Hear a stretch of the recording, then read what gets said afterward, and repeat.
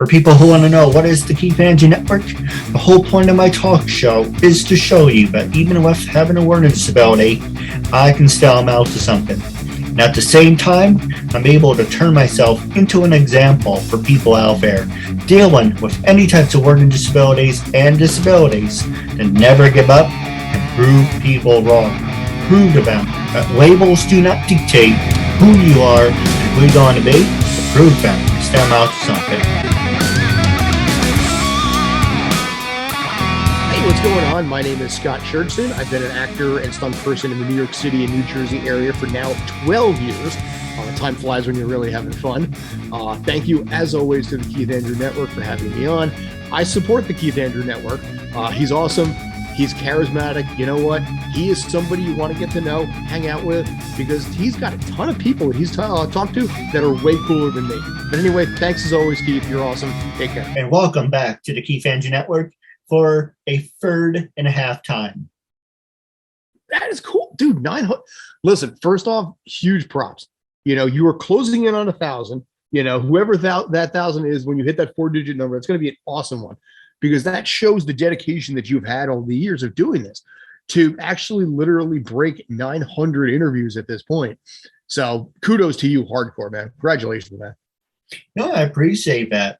And my goal is, once I reach 1,000, you know, I'm going to hire somebody to actually write my book for me, to ghostwrite. And because, you know, there are those things where people say, oh, by the way, I do apologize if I butcher your last name. Pardon my disability. Everybody, listen, people get my first name wrong. People get my last name wrong. Family members get my name wrong. It's all good. You know, for me, a lot of people, you've seen these things, you know, give me 2 minutes of your time, give me 5-10 minutes. You want to be featured on Fox, CNN, all these great things. I'm like, yeah, it's humor. I can be yes and whatever. And they all ask the same damn thing. Do you have a book? Well, if you want to be featured on TV, do you have a book? And in the back of my mind, I'm thinking, I have a strong message with a learning disability, showing you what I'm able to accomplish. But in the back of my mind, I'm like, you know what? Yeah, the message is what it's about, but I don't feel I'm ready or at the point to write a book. So I'm going to ask you, because you've been in your business for a long time, do you think I should write the book and that will open doors for me, or just keep doing what I'm doing? I don't see a problem with doing a book. I personally have never really thought about it for myself, but everybody is different. Everybody, is as different as the fingerprints on it that they have. So if you got a story and you got a passion and a desire to talk about it, a book can easily work. It's something else that you can promote. It's something else that you can brag about with yourself. So yeah, you know what? Go for it. No, absolutely. And for people out there, the Keith Andrew Network YouTube site, it's almost done. It should be up by Monday. It should be perfect. Everything now will be categorized. So if you like Blue Bloods, Sky, you're on Blue Bloods. If you like Blue Bloods, Game of Thrones, House of Cards, Young and the Restless, Malcolm in the Middle. I haven't had people on that show yet, but probably General Hospital. If you like WWE, Impact Wrestling, any type of wrestling, or any circus acts for that matter. Now, the Keith Andrew Network, it isn't just about disability. So I think the last time you were on my show, the show was called Uncensored. I don't go by that name anymore. It's now called the Keith Andrew Network. And for you, I'm making special when it's absent. For people who want to know what is my talk show, the whole point of my talk show is to show people that even with having a learning disability, I can still amount to something. And at the same time, I'm able to turn myself into an example for people out there dealing with any types of learning disabilities and disabilities to never give up and prove people wrong.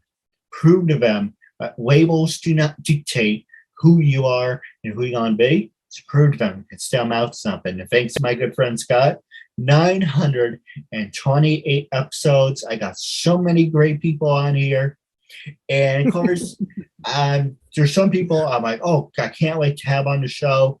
And there's some people, I'm not to bring up negativity, kind of like, oh, you're hurting my image. I thought being on your show, I would be this or do that. And the hell is that? You're on the show. You don't have to have a disability. You're supporting the message for people with disabilities. If you put your heart and passion into something, you can accomplish that. Now, I know from our last interview, I talked to you. What was it like working on the set of Blue Bloods? Oh, dude, it was awesome. I mean, I'm fortunate in this case because the New York City area is replete, I guess, if I want to use the one fancy word I can ever use in my life, with the opportunities that exist. And with Blue Bloods now in season 12 at this point, they have got it down to pretty much a science where everything is systematic, where they'll film all of like Tom Selleck stuff, knock all that stuff out, and then they'll work on all the stuff with Donnie Wahlberg and Bridget Moynihan and the rest of them, Steve Sharippa. And they work on it all basically right down to a general science after 12 seasons. It's one of the last shows out there that still does like 22 episode seasons. So they've gotten at this point well over 200 episodes. It's still has largely the same original cast, a couple of additions here and there. One, a couple of the kids left because they got older. Vanessa Ray was joined in. Marissa Ramirez joined in. But by and large, it's been the same group for 12 years. And how often do you see any show that actually does that? No, you're right. For a perfect example, you look at Full House. They came back. Unfortunately, Bob Saget passed away. I would love to meet him. There's other shows to bring up your point. From watching about when you're little kids to being adults, and shows that I can think of, Blue Bloods. You watch at the kids. They age right in front of you. That's one way to make you feel old.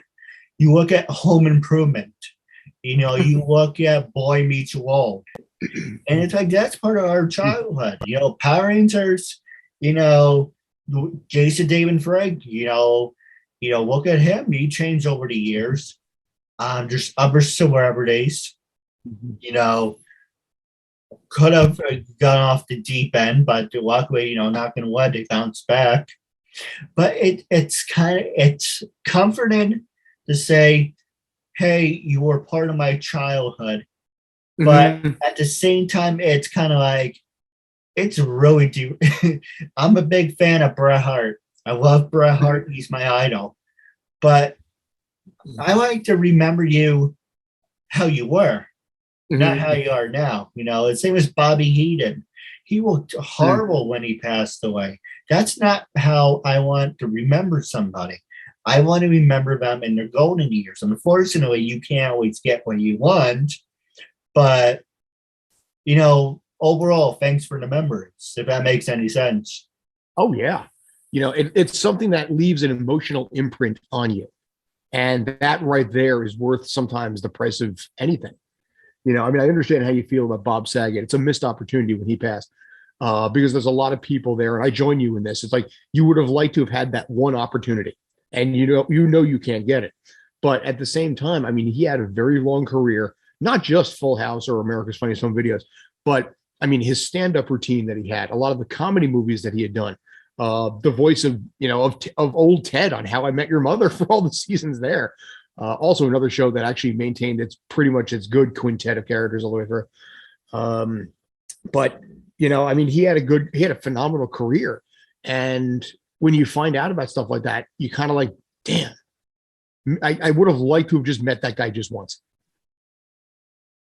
No, you're absolutely right.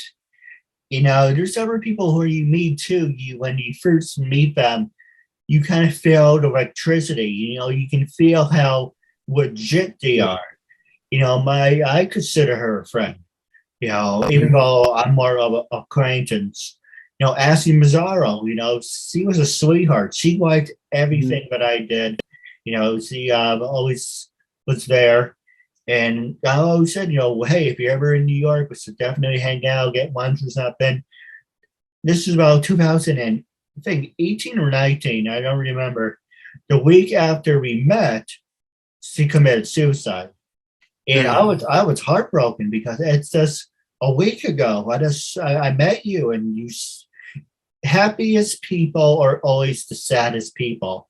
But she had me fooled. I thought she was fine, and my heart goes out to her and her daughter. And it's, hey, look, you're in the entertainment world. I'm trying to get in the entertainment world. It isn't a 9-to-5 job. You're constantly doing audition after audition, and you're trying to outwork everybody. For my talk show, perfect example, I watch, all these other shows, and I scratch my head thinking, this show is freaking idiotic.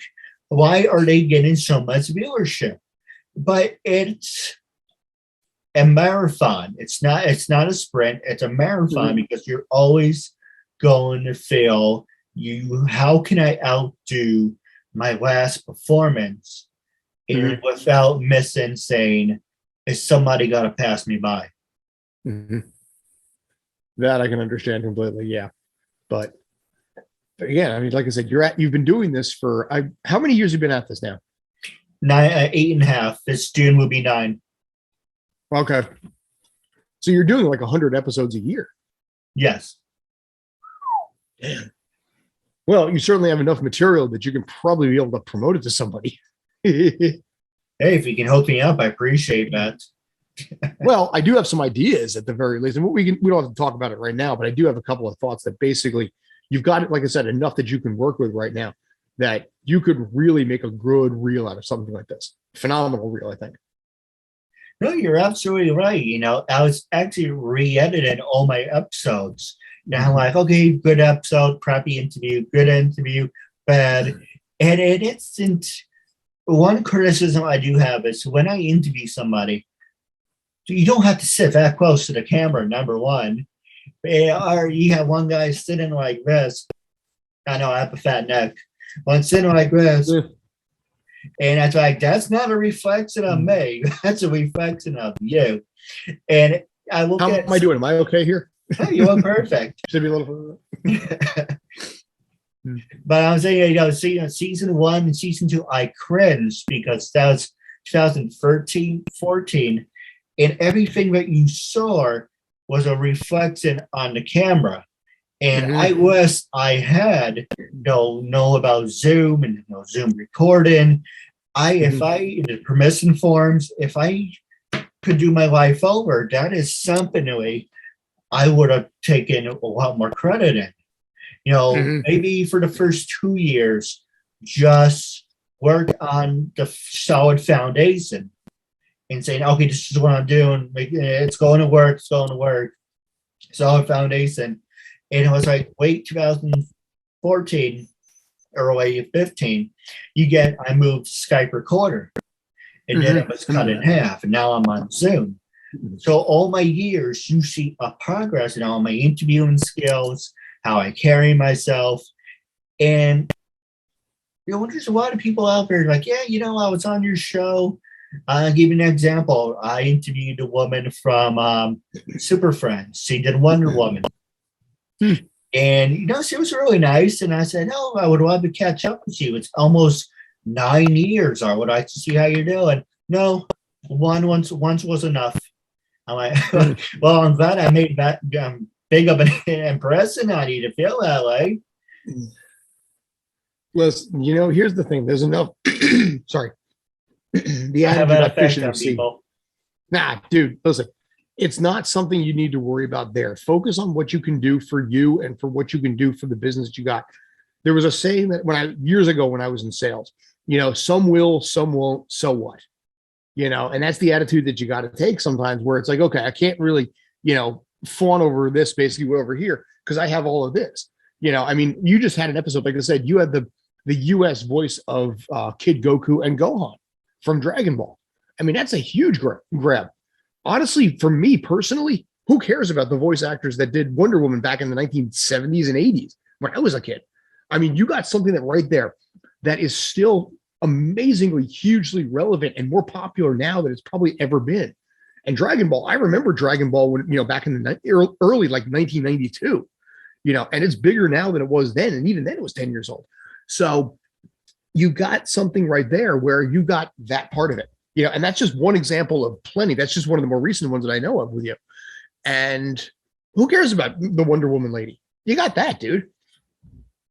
No, I agree. It doesn't bad against her. It's usually really nice. But let's use her for an example. Like every time I approach somebody, it's like down the list, say, hey, I haven't talked to this person.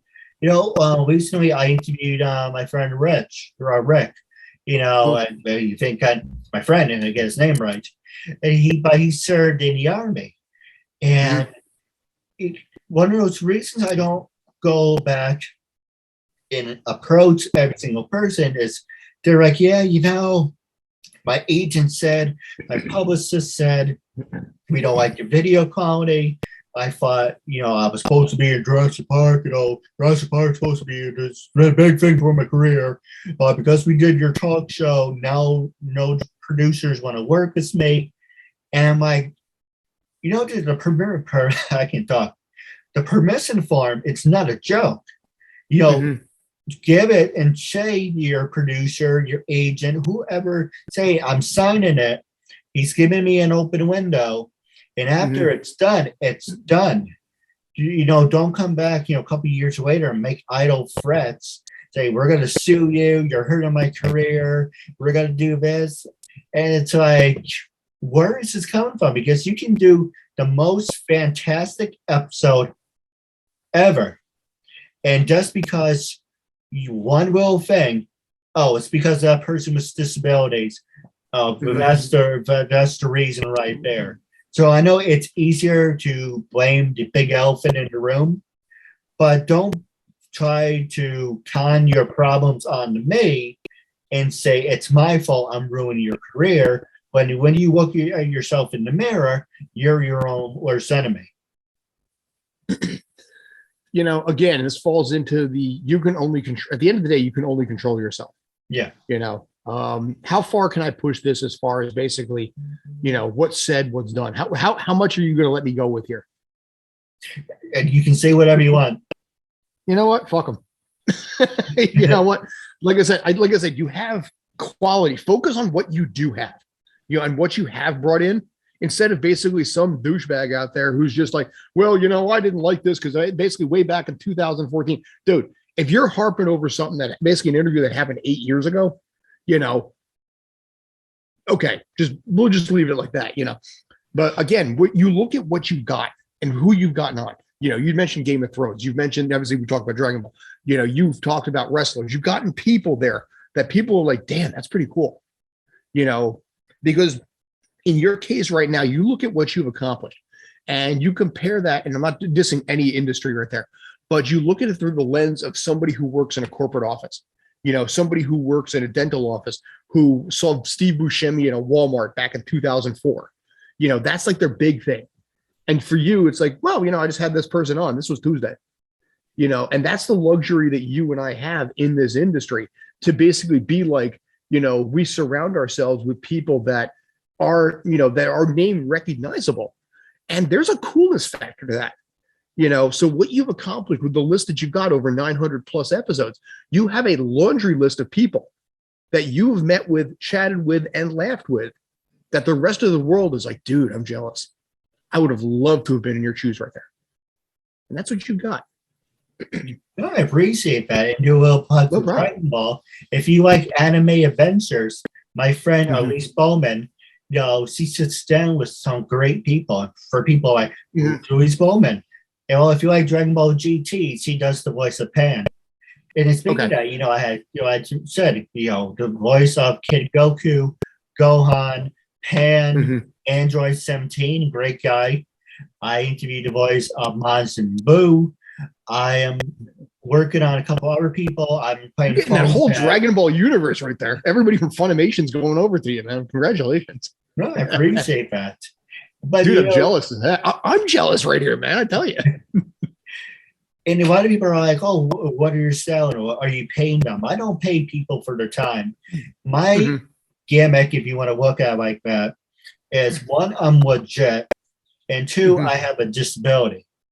And just the fact I'm on the spectrum of being retarded because I read and learn at a 5th grade to high school level, look at what I was able to create for myself for almost 9 years, day in, day out. I taught myself, and I don't think I ever told you this, and you're right, autistic, but for me, I always got the word jammed down my throat. So for me, mentally, it's like, okay, it's fine, but everyone else is kind of like, don't say that.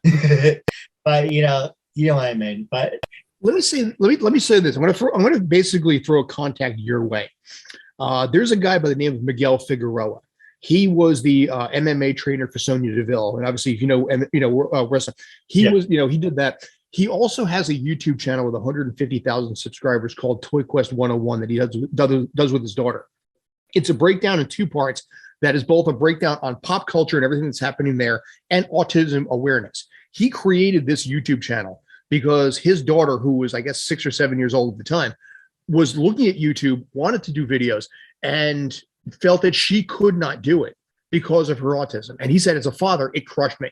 So he's like, why don't we create something together? And now they've got 150,000 subs. They've gotten, right now they're on their side, they're working through like the X-Men side of things. So you got Dragon Ball. He's got like the X-Men from the 90s. So he's got, Cal Dodd. He just had John Bailey, the honest trailer voice guy. So there's a similarity I'm seeing between what you have and what they have. Amber, the fangirl over in the UK, I think is an example of that too, because she has, I believe, autism as well. And she's pulling in people like you are. So you guys have something there that I think can be a good thing, maybe in some ways. I can't say it for myself personally, and I may be overstretching, but you might have an opportunity to be able to promote something pretty cool. Just saying. You're absolutely right. And I do have some questions for you off the air. But let me ask you, you've been on my show, I think the last time was 15. And then we did it again afterwards. But the video quality, obviously. So we're doing it on the phone, but Skype. What is your honest opinion from 2013, from when I first started, all the way up to now? Because this is, and we did a group interview before, so this is actually your 3rd official time on the show. If you don't count 3.5. Listen, it has definitely gone up. I do remember doing that actually, it's funny. I did that in the back room of my parents' house in their downstairs room. And I remember basically, having the cell phone set where it was split, like me, you, I think, half and half. I think you might've been on the right side, but don't hold me to that. And clearly, there's an improvement there. What you have behind you with the video on that part of it is solid. That's clearly, it's actually a little mesmerizing on the side of the fence. I'm not going to lie. So yeah, I think you've gotten better with a lot of that stuff, depending, if you have some questions or concerns, I know a couple of people that might be able to point you in a direction or two if you had some things that you're not sure about, but we can talk about that off air as well. Why not? No, absolutely. Mm-hmm. Now, how can people get in touch with you? Perfect.